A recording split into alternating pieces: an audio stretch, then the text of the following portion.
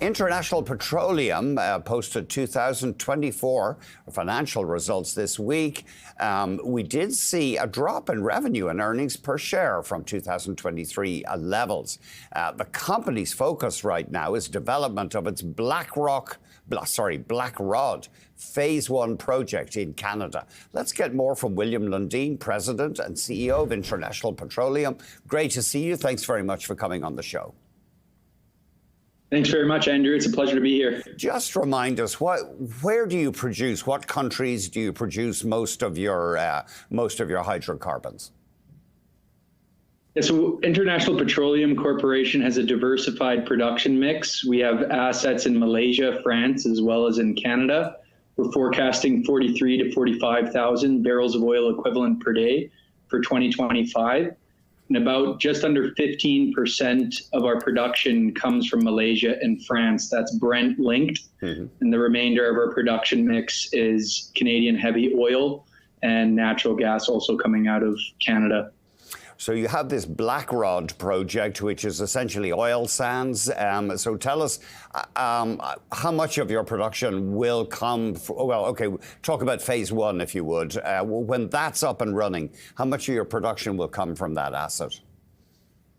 Yeah, absolutely. So the Blackrod asset, it's a transformational asset for the company, and we sanctioned the greenfield development phase one of this asset in early 2023. That's forecast to bring 30,000 barrels of oil per day, in addition to the existing production coming from the company. So we're forecasting first oil to come in late 2026. And as at the end of 2024 here, we're over 70% in terms of the CapEx spent on this project, which is $850 million USD to first oil. So significant progress has been made, and it's really going to take the company to new heights. That's interesting. So I think you said it'll add about 30,000 barrels of oil equivalent a day. And right now you're at about 45,000. So as you say, it is transformational.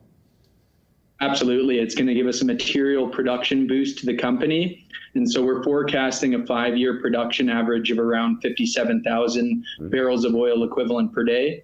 One of the high quality aspects of the IPC portfolio is a very low decline nature that exists at virtually all of our assets. So with that production coming on stream for Blackrod, it's going to give us a nice boost at the back end of the 5-year production average.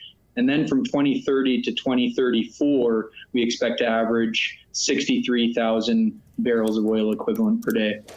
And then you've got phase 2 potentially for Blackrod. What would the timeline be for that? Yeah, that's correct. So the Blackrod asset, it's enormous. There's 1.3 billion barrels of recoverable resource that exists at the Blackrod asset. And so phase 1 targets 259 million barrels. And that's what we have booked in our 2P reserves allocated to phase 1. So there's over 1 billion barrels remaining of recoverable resource at this asset. It lies within our contingent resource booking. So when the company makes a decision to go forward with the phase 2 development, what we're thinking is that's likely to be another standalone facility to give us another 30,000 of barrels of oil per day in production. And so the focus of the company right now is to deliver phase 1. So far, everything remains on track with respect to the budget and the schedule on this project. And provided everything goes well, which we very much think it will, it's likely the company is going to sanction a future phase of this project sometime before the end of the decade. Your market cap, something like 2.3 billion. You don't pay a dividend. Do you think you will move towards that? It's a possibility. At this point in time, we traded a material discount relative to our underlying value. And so therefore, we prioritized our shareholder returns in the form of share buybacks. And I think what's been very impressive, what the company has achieved in recent time here, with the decision to sanction the Blackrod Phase 1 development, a significant amount of CapEx has been allocated towards that project, of course. And so therefore, we've made the deliberate decision to scale back some of the base business investments. So whilst we have a moderate production decline taking place, we've been also buying back our shares. And so our production per share has remained largely flat through this build out period of the project.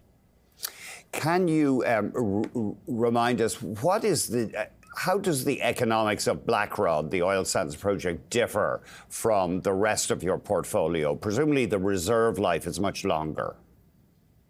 Yeah, that's correct. And at this year's announcement, we just had our year-end results update presentation, as well as our capital markets day the day before last. And we were pleased to announce that we achieved a 250% reserve replacement. And now the company has 493 million barrels of 2P reserves within the company. And so the Blackrod asset, it's oil sands, it's an in situ SAGD development.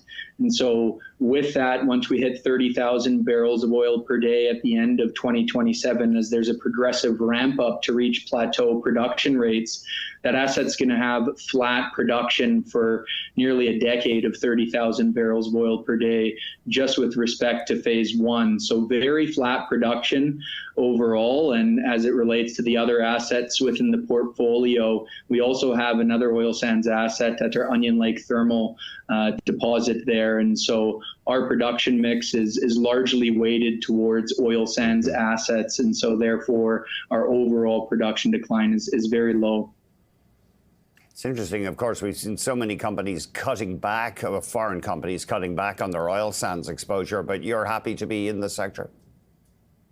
That's right. And that's one of the key benefits that we have in terms of being operator at all the assets. We have 100% working interest within the Blackrod asset. And, you know, we made that decision to sanction this greenfield development, which hasn't happened in Alberta for nearly a decade, really. And so it's a contrarian approach in true Lundin Group fashion. And with the amount of data that we have on this asset, it was under pilot operations for in excess of a decade before taking the decision to go forward with the commercial development.